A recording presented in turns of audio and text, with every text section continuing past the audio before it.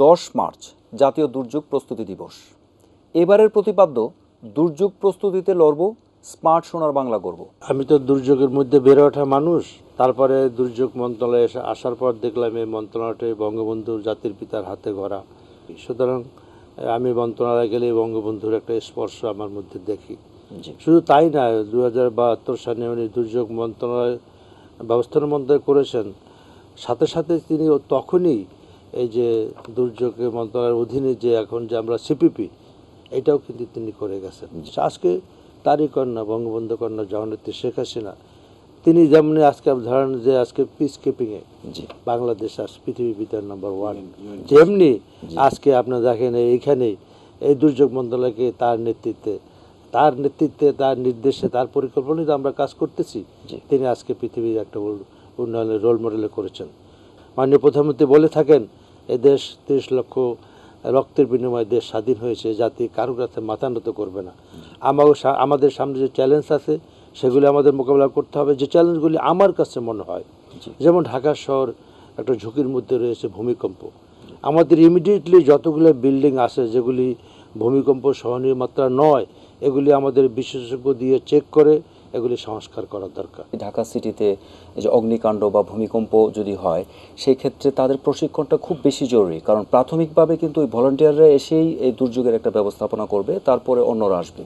তো তাদের প্রশিক্ষণের ক্ষেত্রে আপনার মন্ত্রণালয় কীভাবে কাজ করছে? মোবাইল অ্যাপ ভিত্তিক আমাদের যে প্রযুক্তি রয়েছে, 1090 টোল ফ্রি নাম্বার আছে, এর মাধ্যমে আমরা কিন্তু দ্রুত সাড়াদান এবং মানুষের মধ্যে যে দুর্যোগ সম্পর্কিত বিভিন্ন ধরনের বার্তা এগুলো আমরা দিয়ে দিচ্ছি।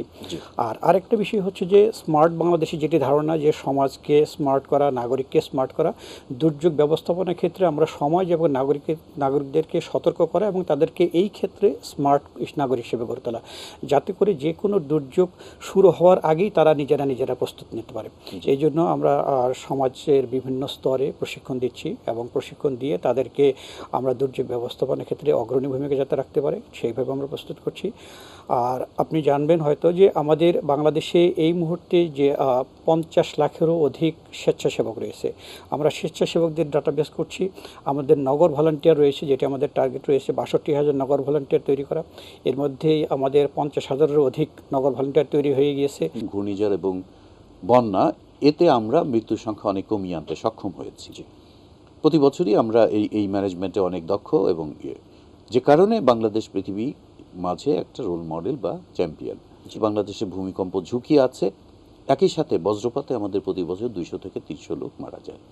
বজ্রপাতকে 2016 সালে প্রাকৃতিক দুর্যোগ হিসাবে রাষ্ট্রীয়ভাবে আমরা স্বীকৃতি দিয়েছি। তার মানে এই বিষয়ে আমাদের করণীয় যেগুলো আছে সেগুলো ধাপে ধাপে করা হচ্ছে। লাইটনিং অ্যারেস্টার হিসেবে অনেক জায়গায় আমরা ইতিমধ্যে আইডেন্টিফাই করেছি যে সমস্ত জেলায় বেশি লোক মারা যায় বজ্রপাতে, সেখানে আমরা সেই লাইটনিং অ্যারেস্টার বসাচ্ছি।